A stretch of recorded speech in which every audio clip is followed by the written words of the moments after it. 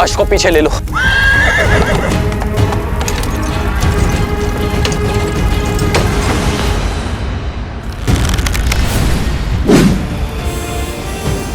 श्री राम राम राम श्री राम। आज तुम्हारे अधर्म का अंत होगा सहस्त्रमुख। सृष्टि से हर पाप समाप्त होगा। राम, तुम्हारी चेतावनियों से भय नहीं लगता मुझे। मेरा यह अस्त्र तुम्हारे जीवन का अंत करेगा।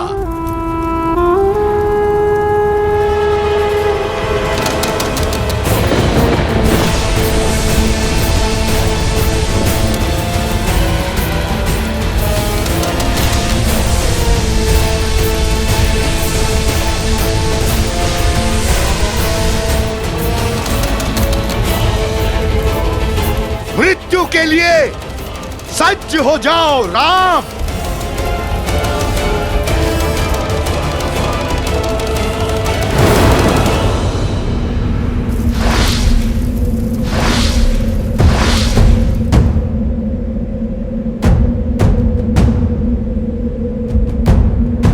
जय श्री राम।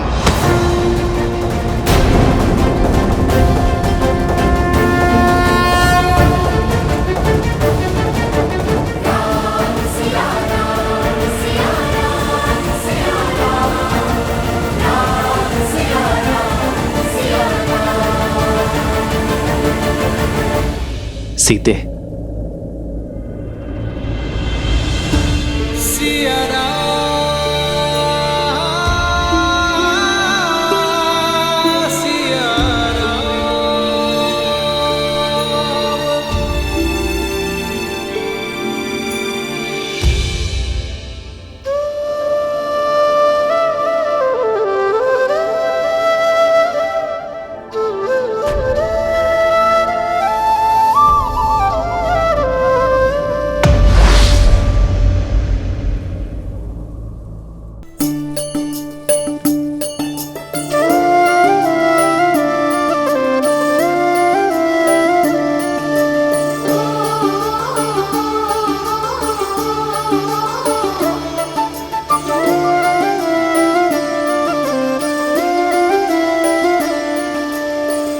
जन्म जन्म का है ये संगम, राम रतन सीता वैभव धन।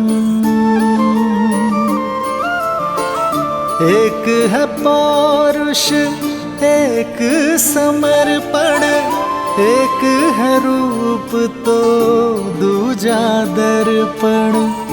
राम है लोचन सीता दृष्टि, राम है बादल सीता वृष्टि।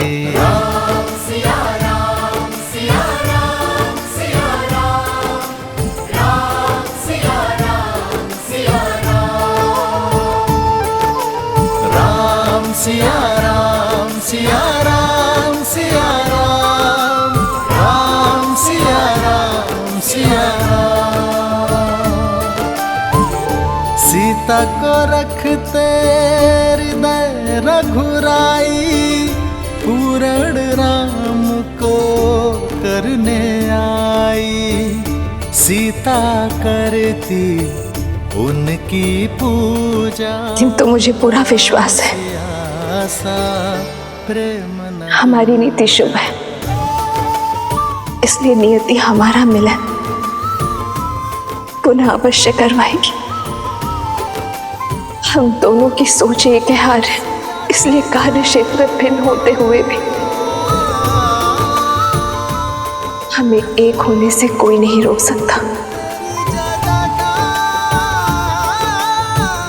जब राम राज्य एक बार फिर राम सीता को साथ देखेगा,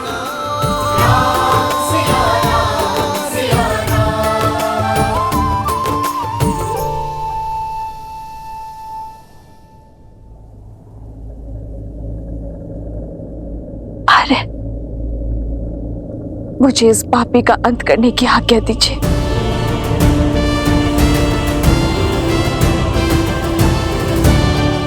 सीते, तुम सोचिए मत प्रभु, माता को आज्ञा दे दीजिए।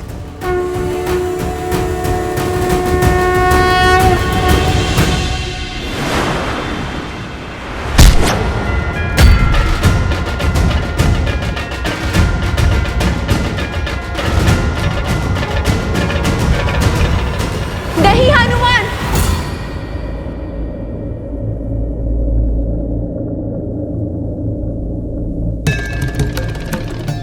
मैं तुम्हें श्राप देती हूँ। जिस माँ लक्ष्मी की पूजा में तुमने विघ्न डाला है, एक दिन उन्हीं का रूप तुम्हारा अंत करेगा सहस्त्रमुख।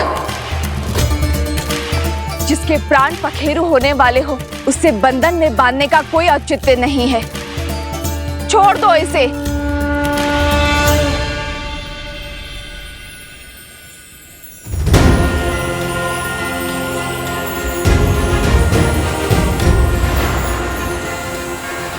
जय श्री राम।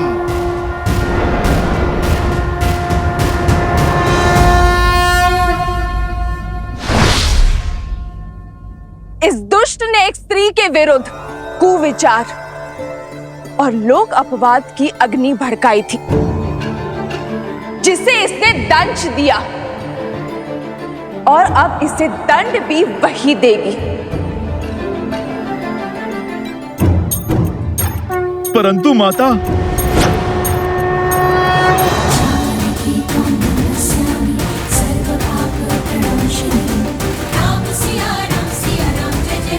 सहस्त्रमुख रावण, तुम्हारे कारण अयोध्या की भोली भाली प्रजा के मन में असुरी सोच का पाप पनपा।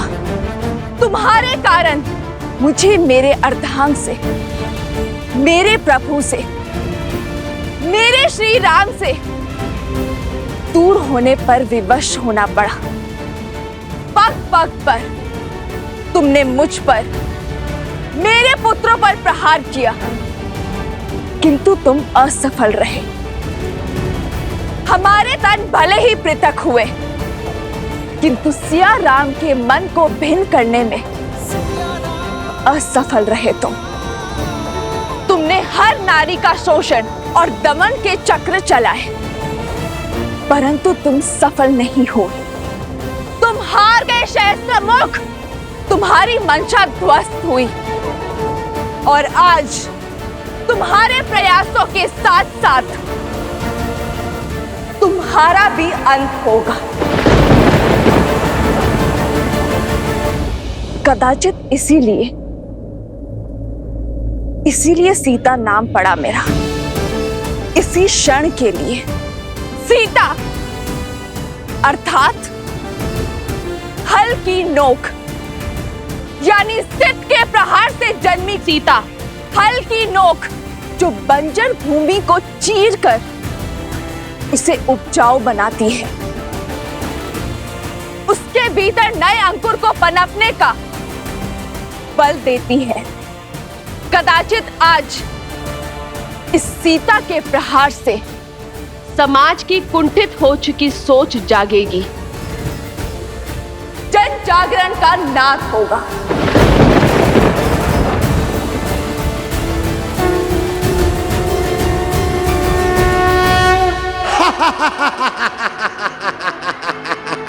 अद्भुत, अद्भुत है ये क्षण, ये घड़ी, ये काल, क्योंकि आज सहस्त्रमुख रावण ब्रह्मा के वरदान को भी मिथ्या सिद्ध करेगा।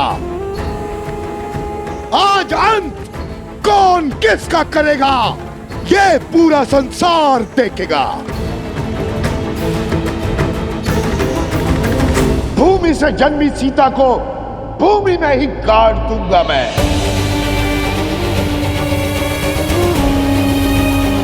माटी में मिला दूंगा तुम्हारा अस्तित्व मैं।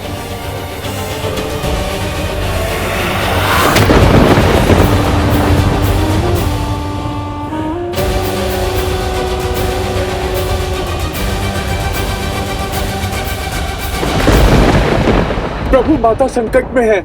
जब मन से हर भय, हर संदेह को दूर कर नारी अपने संकट के समक्ष खड़ी होती है, तो किसी भी शक्ति में उसे हराने का बल नहीं होता हनुमान। आज सीता जनक पुत्री नहीं, भूमि नंदिनी है। वो राम संगिनी नहीं, वो पाप नाशिनी है। जो नारी शीतल पावन सी है, वो बार बार प्रताड़ित करने पर भयावह आंधी भी बन सकती है। हे माँ गौरी, मुझे शक्ति दीजिए माँ गौरी।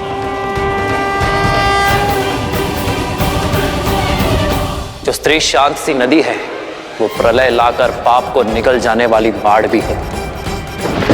जो नारी कुला आगे बढ़ाती है, वो नारी संहार भी कर सकती है।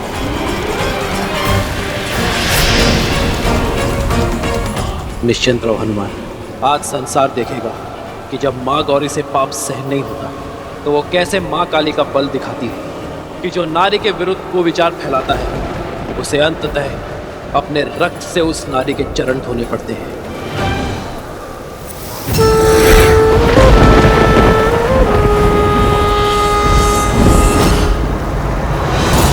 श्री महालक्ष्मी च विद्महे च धीमहि तन्नो लक्ष्मी प्रचोदयात्। ॐ ह्रीं कालिकायै तन्नो प्रचोदयात्। नमः नमः।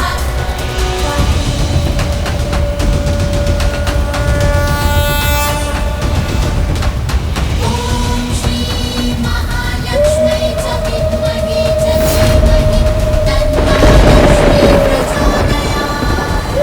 ॐ ह्रीं कालिकायै तन्नो प्रचोदयात्। नमः।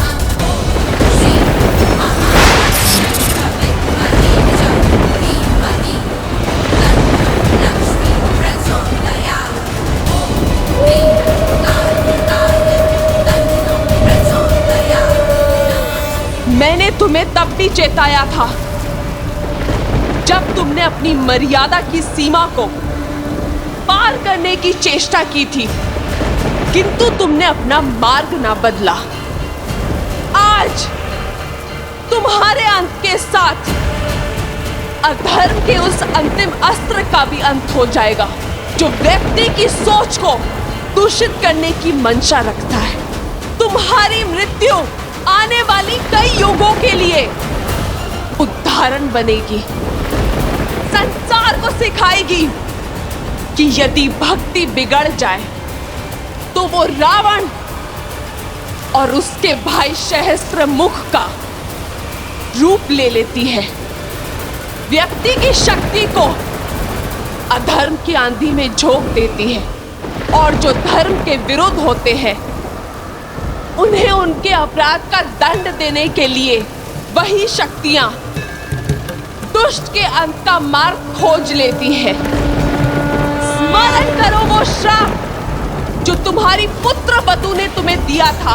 आज मैं पद्मा अपने संचित सभी पुण्यों के बदले आपको श्राप देती हूँ कि जिस नारी को आप खिलौना समझते हैं वही आपका अंत करेगी।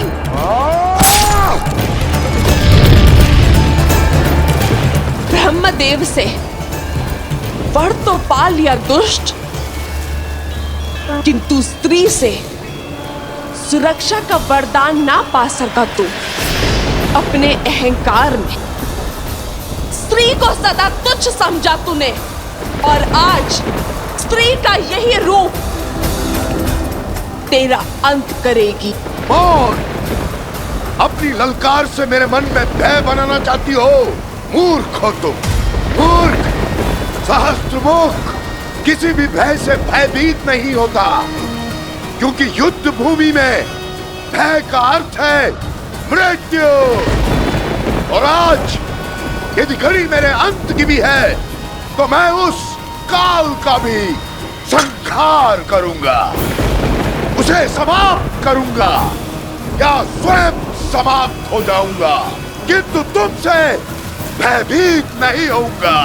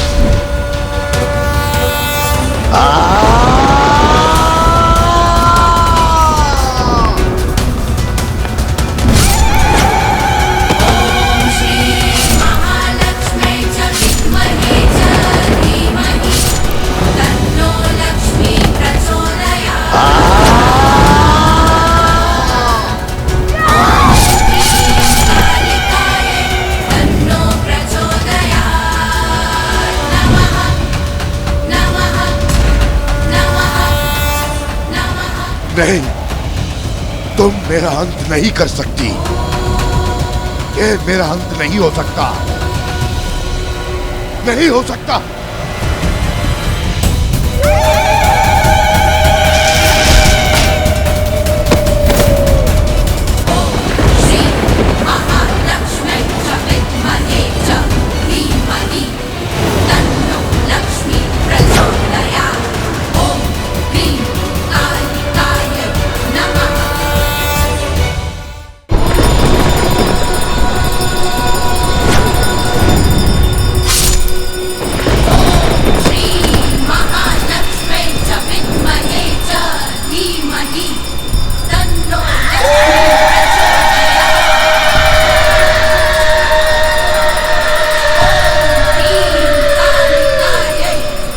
सीते!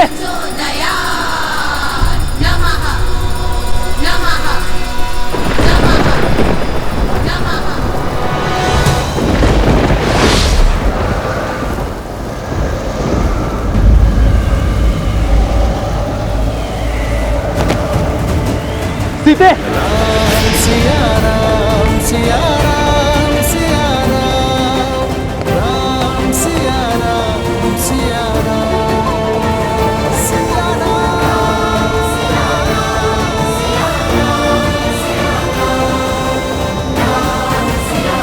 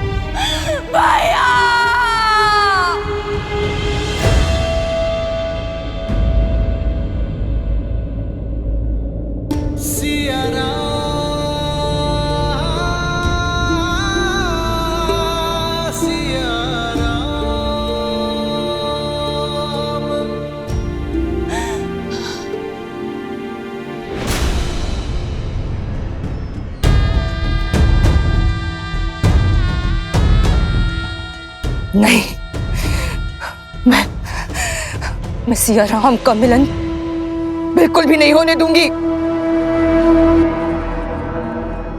इन दोनों को एक कभी नहीं होने दूंगी, कभी नहीं।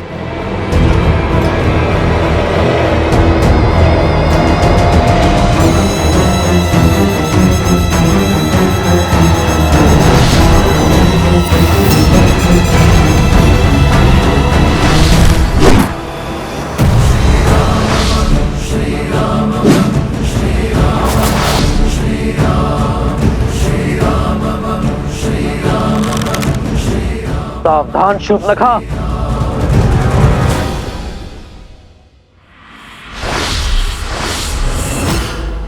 नहीं होने दूंगी मैं ये मधुर मिलन, नहीं होने दूंगी इस वियोग का अंत। जो करना है कर लो राम, ले सकते हो तो ले लो मेरे प्राण। अंत से भयभीत नहीं होती है ये शूर्पणखा, परंतु एक बात तुम समझ लो, मैं सदा सिया राम की दूरी का कारण बनूंगी। तुमने मेरा परिवार, मेरे कुल, सबका अंत कर दिया और आज मैं तुम दोनों की मिलने की इस आस का अंत कर दूंगी। सियाराम सदा एक थे, एक है और एक रहेंगे। संसार का कोई भी बल इतना सबल नहीं शूर्पणखा जो सियाराम को भिन्न कर सके। तो करो अपनी मर्यादा भंग, उठाओ अस्त्र और कर दो एक स्त्री का संहार। शूर्पणखा, सब समाप्त हो गया, किंतु तुम फिर भी नहीं समझी कि प्रभु श्री राम स्वयं नारायण का स्वरूप है और माता सीता साक्षात लक्ष्मी का रूप। अब तो समझ जाओ। मौन, मौन हो जाओ लंका भेदी, विश्वासघाती। तुम श्राप हो हमारे कुल पे, श्राप। श्राप तो तुम हो शूर्पणखा।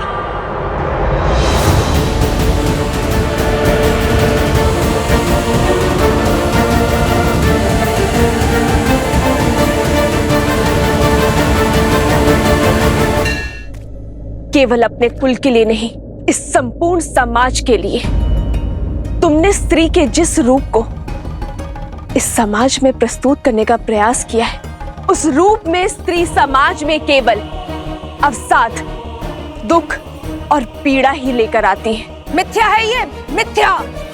तुम्हारे जैसी अबला की निर्बल सोच है ये। निर्बल तो वो होता है जिसके मन को प्रतिशोध की चोट कचोटती है। तुम अपने प्रतिशोध की पूर्ति के लिए अपने पूरे कुल के अंत का साधन बने। इस यात्रा में अपने पुत्र, अपने भतीजे मेघनाथ, अतिकाय, अपने भाई खरदूषण, कुंभकर्ण, दशानन रावण के अंत का साधन बने। इस घोर संग्राम के बाद भी तुमने अपने भाई सहस्त्रमुख रावण को समझाकर उसका पथ बदलने का प्रयास नहीं किया, बल्कि उसे भड़काया और अपनी मलिन सोच और अपनी मलिन इच्छा की पूर्ति करने की चेष्टा करती रही।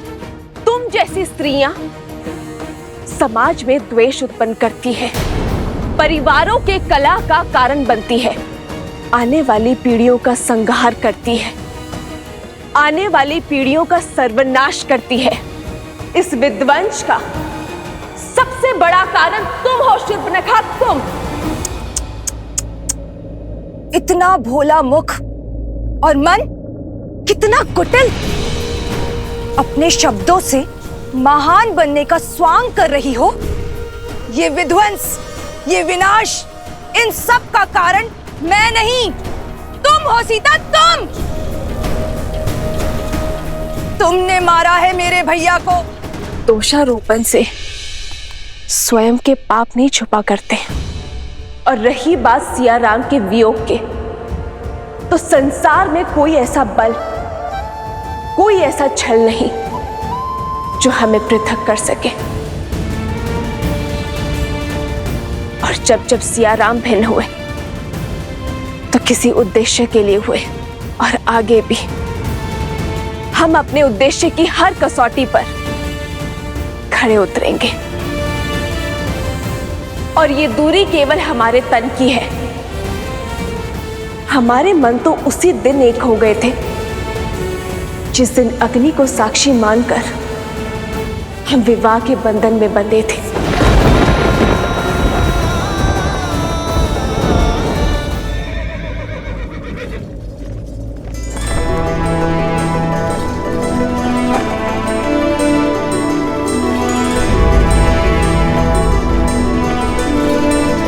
ये क्या? पिताश्री का रथ यहाँ। हनुमान जी भी तो हथियार लेकर आए थे ना माता को।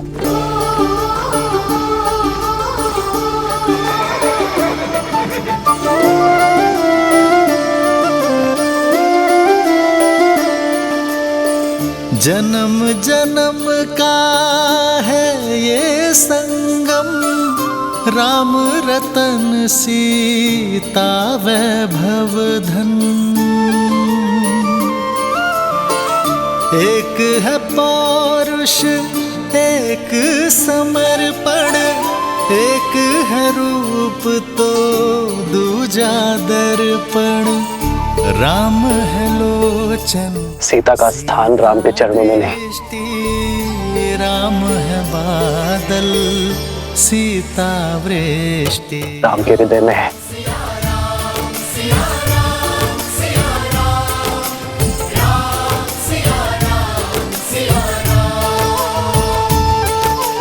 राम सिया राम सिया राम सिया राम, राम सिया राम सिया राम, सिया राम सिया राम सिया राम,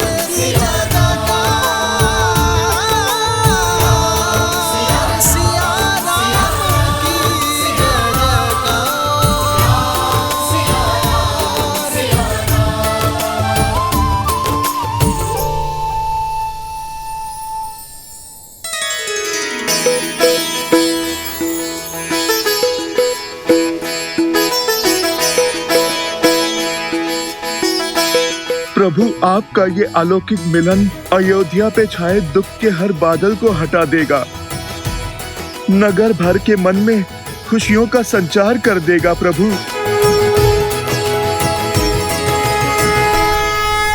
माता पिताश्री,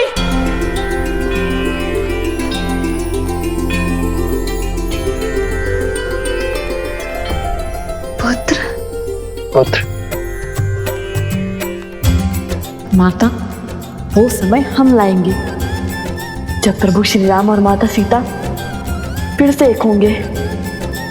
क्षितिज, हम करेंगे रामायण संपूर्ण। जो नदी के तट को मिलाते से तू जन्म मात पिता मिलन के हेतु रामचंद्र सिया विरह घटाने प्रकटे लव कुश रूप सुहाने। आज हमारा संकल्प पूर्ण हुआ। सिया राम के वियोग का अंत हुआ। सिया राम, सिया राम, सिया राम। अब आप दोनों कभी पृथक नहीं होंगे।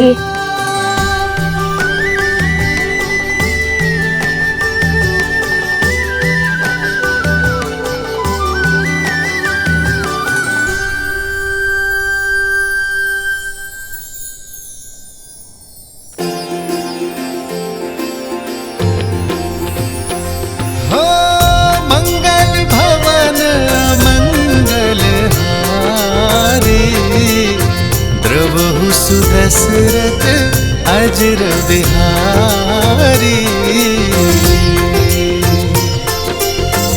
सीता राम चरित अति पावन, मधुर सरस अरु अति मन भावन। राम सिया राम, सिया राम जय जय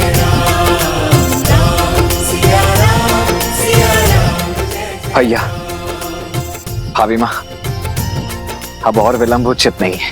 समस्त अयोध्या राम परिवार की प्रतीक्षा में। चले? अवश्य।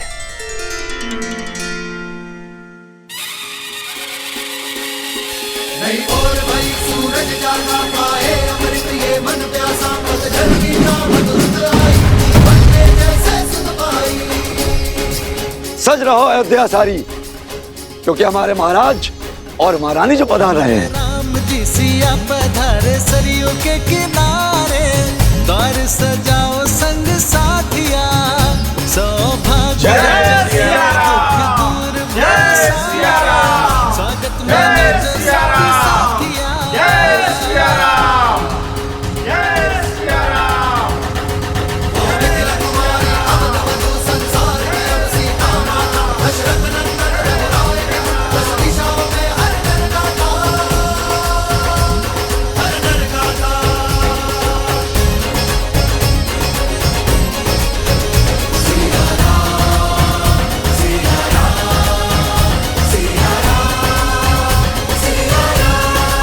हमें क्षमा कर दीजिए महारानी सीता, हमें क्षमा कर दीजिए। हमारे कारण आपको वियोग का घोर दंश झेलना पड़ा, इतने संकट उठाने पड़े। हमें क्षमा कर दीजिए महारानी सीता। महारानी हमें क्षमा कर दीजिए, हमें क्षमा कर दीजिए महारानी, हमें क्षमा कर दीजिए महारानी। रथ रोको सारथी।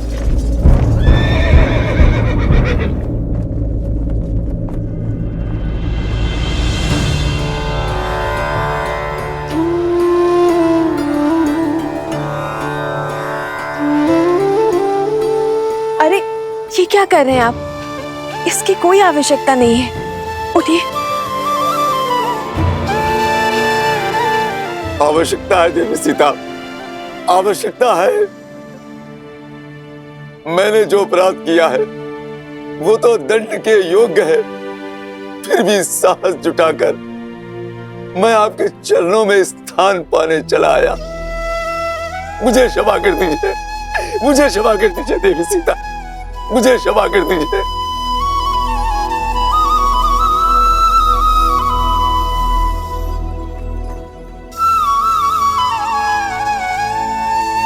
जब आपकी पत्नी ने आपको क्षमा कर दिया है तो मैं कौन होती हूँ आपको दंड देने वाले?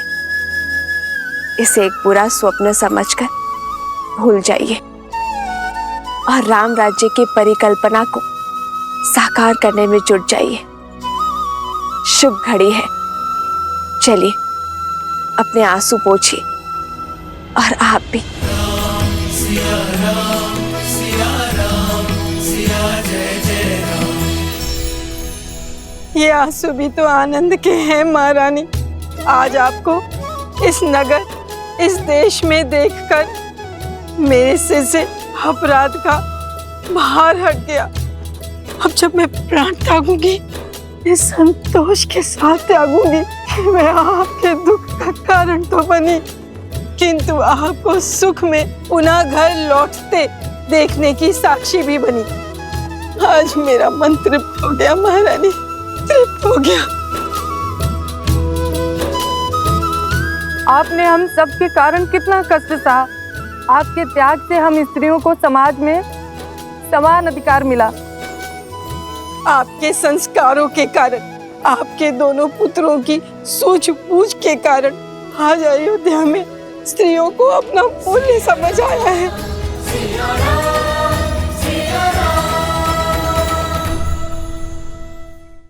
आशा है संसार इस सीख को स्मरण रखेगा। जब जब स्त्री पुरुषों के कंधे से कंधा मिलाकर चलेगी, तब तब समाज उन्नति की ओर अग्रसर होगा। और जब जब पुरुष स्त्री के कंधों पर पांव रखकर उनका दमन करेगा, तब तब उन्नति की गति रुकेगी। एक योग्य बालक अपने परिवार को आगे लेकर जाता है, किंतु एक योग्य बालिका पूरे समाज को आगे लेकर जाती है। और ये सब नारियों के प्रयासों के कारण ही संभव हो सकता है। ये जो संस्कार आपने पाए, इस सीख को अपनी आने वाली पीढ़ियों को अवश्य देना। जय सिया राम, जय सिया राम, जय सिया राम, जय सिया राम।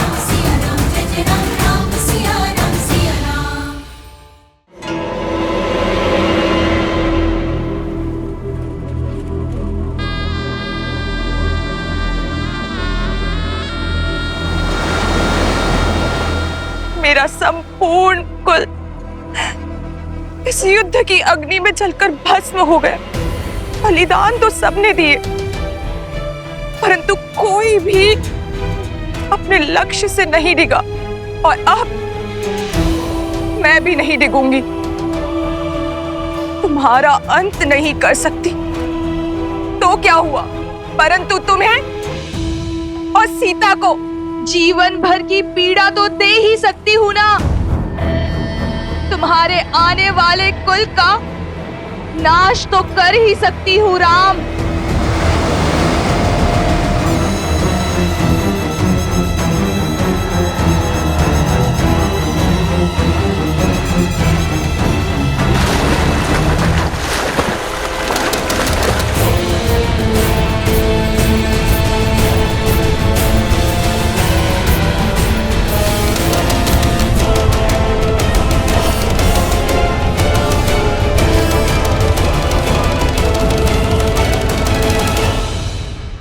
अयोध्या वासियों, आज वो शुभ दिन आ गया।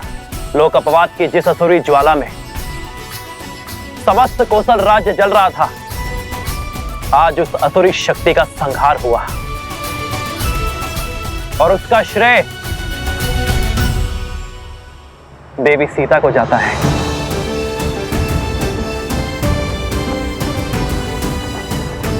सीता ने न केवल एक महारानी के रूप में अयोध्या पर प्रहार करने वाली असुरी शक्तियों का संहार किया, बल्कि एक नारी होने के नाते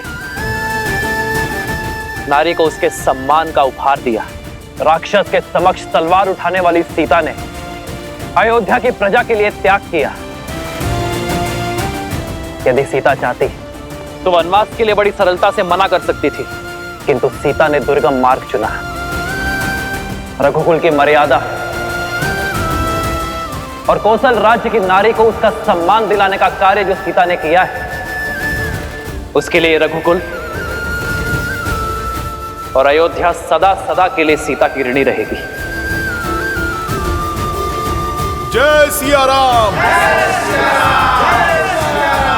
जय सिया राम।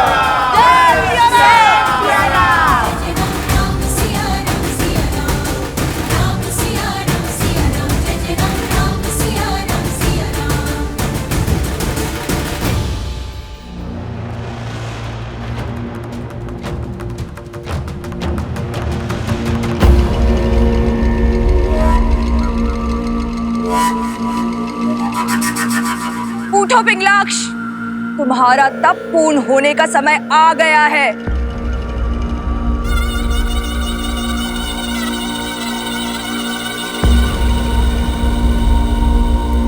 कब तक यही मानव और देवताओं के पैरों तले छुपकर बैठे रहोगे? अपना तप तोड़ो पिंगलाक्ष, अग्निदेव का दिया हुआ वरदान का प्रयोग करो, अपने कुल की लाज बचाओ। मेरे तप की समय अवधि आप कैसे तय कर सकती हैं? मेरा तप तब तक समाप्त नहीं होगा जब तक तुम्हें अपनी दादी और पिता के वध का प्रतिशोध लेने का अवसर नहीं मिल जाता। हाँ, यही मेरे जीवन का एकमात्र उद्देश्य है। तो उठो, मैं तुम्हें उसी उद्देश्य की ओर अग्रसर करने आई हूँ।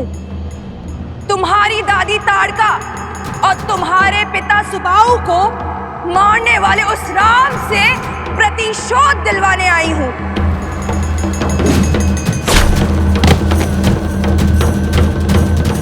उस राम ने ही तुम्हारी दादी और पिता को मारा है, तुम्हारे जीवन में विध्वंस बोया। अब मैं तुम्हें प्रतिशोध लेने का अवसर देती हूं, उसके पुत्रों को मारने का मार्ग बताती हूं।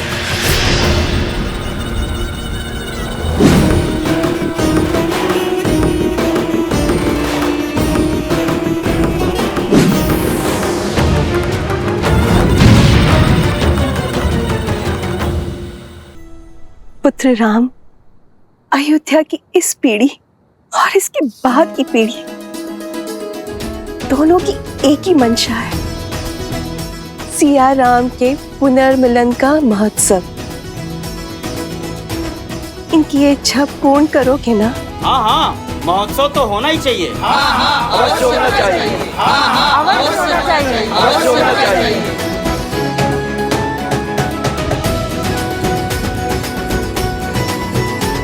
अयोध्या की महारानी और मेरी माता पुनः अयोध्या लौटी हैं। अपूर्ण अयोध्या आज पूर्ण हुई है। महाउत्सव तो होना ही चाहिए। हाँ हाँ, बढ़िया उत्सव होना चाहिए।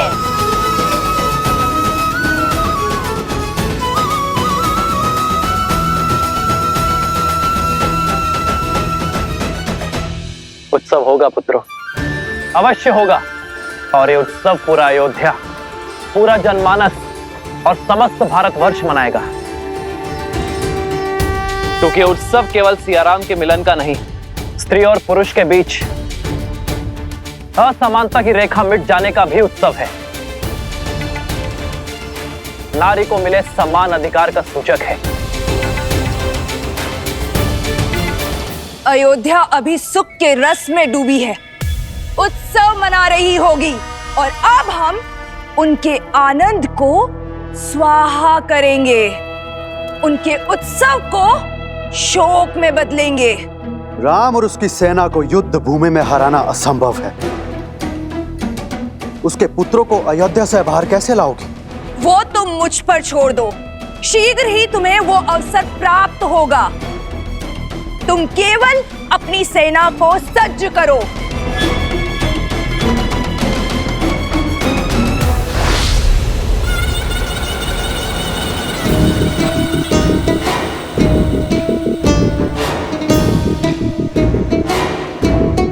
जो अपने कुल का नाश होने का कारण बनी हो, उस पर विश्वास करना सरल नहीं। स्मरण रहे, यदि कुछ भी अनिष्ट हुआ तो मेरी अग्नि सबसे पहले तुम्हें जलाकर भस्म करेगी शूर्पणखा। भैया मैं तो कहता हूँ इस पुनर्मिलन के महोत्सव में राजा, महाराजा, संतगण और सभी ऋषियों को आमंत्रित किया जाए। ये उत्सव इतना बड़ा हो कि ये संसार आने वाली कई सदियों तक स्मरण रखे। अवश्य सभी को निमंत्रण भेजा जाए। पिताश्री, पिताश्री, हम स्वयं जाएंगे मिथिला नरेश को निमंत्रण देने। अवश्य पुत्र, किंतु इस बार मिथिला नरेश को नहीं, अपने नानाश्री को निमंत्रण देना। तो निश्चित रहा, अगली पूर्णिमा को अयोध्या में उत्सव होगा। पुरुषों और स्त्रियों के बीच के भेदभाव को समाप्त होने का और संसार से उस असुरी शक्ति का नाश होने का। जय सिया राम, जय सिया राम, जय सिया राम, जय सिया राम।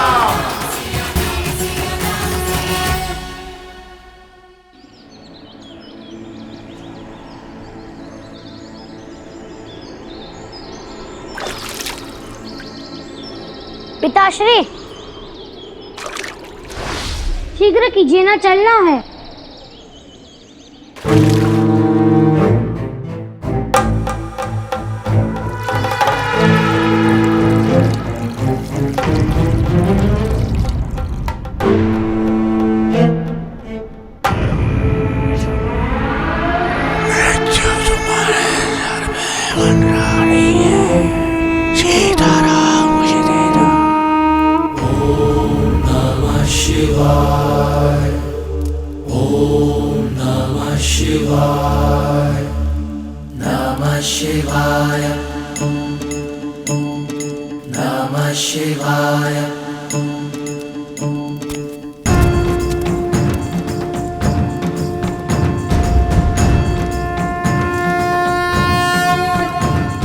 मिथिला जाने को सच हो गए दोनों।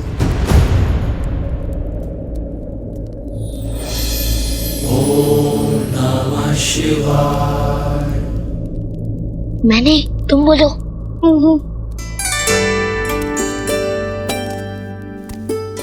क्या हुआ? और तुम सब यहाँ क्या कर रहे हो? माता, वो हम सभी का मत था कि जाने से पूर्व आपके हाथों से बना स्वादिष्ट भोजन मिल जाता तो आप यहाँ हैं, तो ये बेचारे तो वर्षों से प्रतीक्षा कर रहे हैं आपके हाथों के भोजन खाने को। यहाँ गुरुवर वशिष्ठ का आदेश है कि शुक्ल पक्ष के शुभ दिन पर ही मैं और तुम्हारे पिताश्री अयोध्या के सिंहासन पर विराजमान हो। तब तक मैं वहां नहीं जा सकती, यहीं रहूंगी। दृष्टि का आनंद लेने के स्थान पर आप पुनः वनवासिनी बन गई।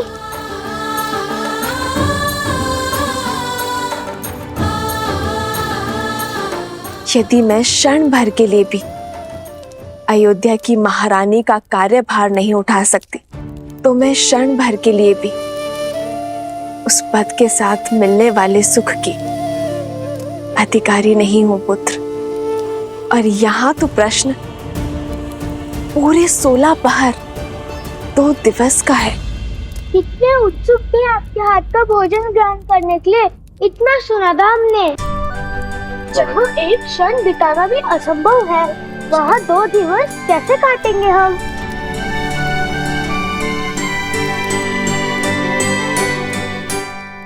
मैं बताता हूँ।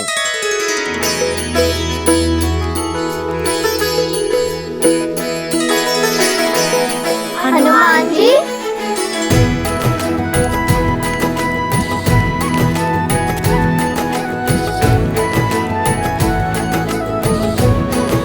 इस दुविधा को सुलझाने का मार्ग है मेरे पास। ऐसा अद्भुत मार्ग जिससे तुम्हारा समय भी कटेगा और माता के हाथों बने भोज का आनंद भी 2 गुना हो जाएगा।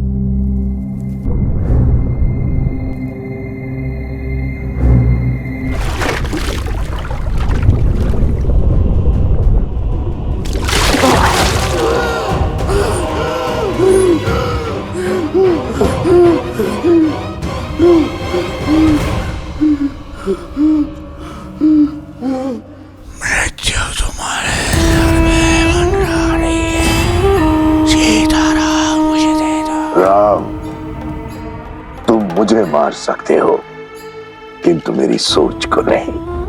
मेरे रक्त की एक एक बूंद में द्वेष, लोक अपवाद और पाप शक्ति समाहित है।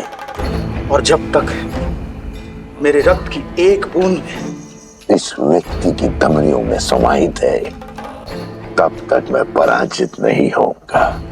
अब मैं अपनी असुरी शक्ति के बल पर इस भोले भाले व्यक्ति की सहायता से वो स्वांग रचूंगा, वो रेखा खींचूंगा जिसे लांघ कर सिया राम कभी भी एक नहीं हो पाएंगे। सहस्त्रमुख रावण की सोच के रहते सीता के मस्तक से अपमान का कलंक कभी नहीं मिटेगा। सुना है राम राज्य में प्रश्नों के उत्तर मिलते हैं, दंड नहीं। फिर एक अयोध्या वासी की दुविधा तो तुम सुलझाओगे ही राम। उसके प्रश्न के उत्तर तो तुम दोगे। वो प्रश्न जो पुनः तुम्हें सीता के पृथक कर देगा। इस मिलन के उत्साह को वियोग के शोक में बदल देंगे।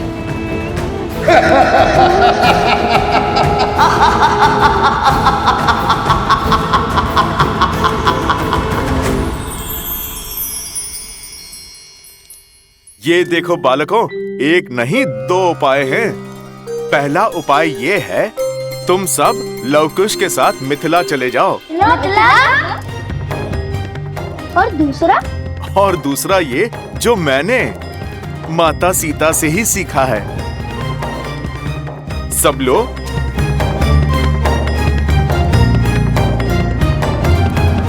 लो, सब लो। ये क्या हनुमान जी, इसमें बड़ी माता श्री के हाथों का स्वाद थोड़ी मिलेगा। अरे इसे खाना नहीं, इस पे अपनी इच्छा के व्यंजन लिखने हैं। तुम्हें माता के हाथों से जो खाना है उसकी सूची बनानी है। सूची? अर्थात माता को तो भांति भांति के पकवान बनाने आते हैं। कहाँ से आरंभ करें और कहाँ पे अंत, कुछ समझ नहीं पाओगे। इसीलिए मैं आपसे कहता हूँ, आप सब मिथिला जाइए लवकुश के साथ। समय भी कट जाएगा और सूची पूर्ण करने का समय भी मिल जाएगा।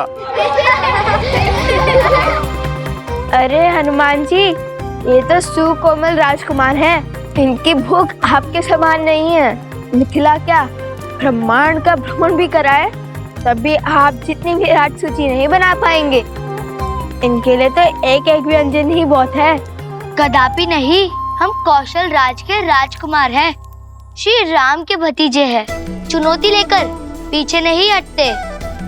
देखिएगा हनुमान जी, ये भोज आपके भोज से भी अधिक प्रसिद्ध और परिपूर्ण होगा।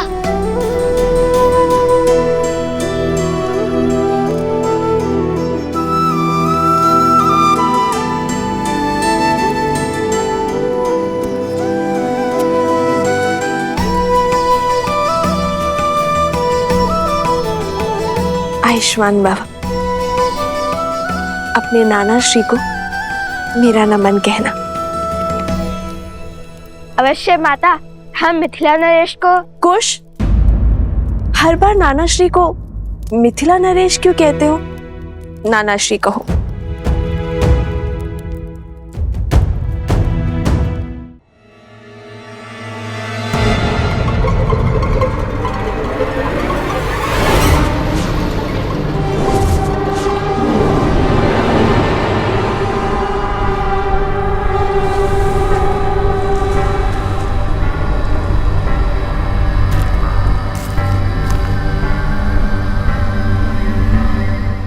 सावधान, लव कुश अयोध्या से निकल रहे हैं।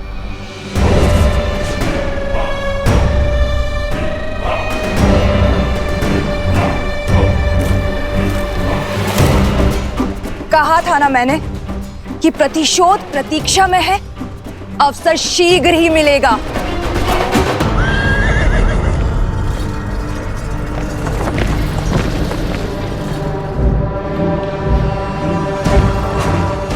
ये निकल तो गए हैं, पर मिथिला पहुंचेंगे नहीं।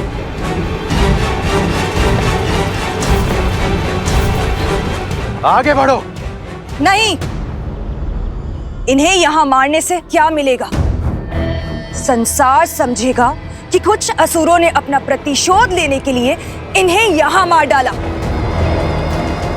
प्रतिशोध की अग्नि तो तब शांत होगी जब इन्हें इनके परिवार वालों के सामने उस भूमि से निकली हुई सीता को अपने घर और जीवन में स्थान देने वाले जनक के सामने मारेंगे, और तब जाकर असुरों की खोई हुई प्रतिष्ठा और संसार के मन में हमारा भय पुनः लौटेगा।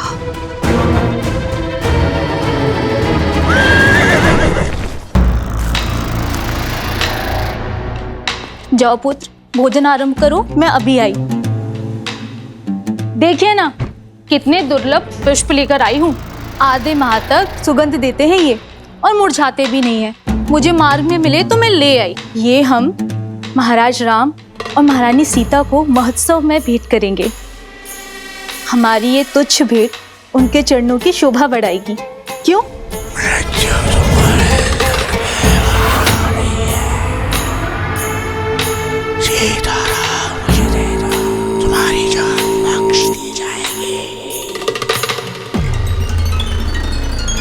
उपहार तो उन्हें मिलना ही चाहिए, क्यों? जी। किंतु ये नहीं।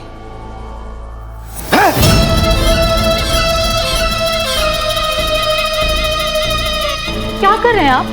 क्या हो क्या गया है आपको? जिस राम और सीता की तुम बात कर रही हो ना, उन्हें ये पवित्र और सुगंधित पुष्प नहीं,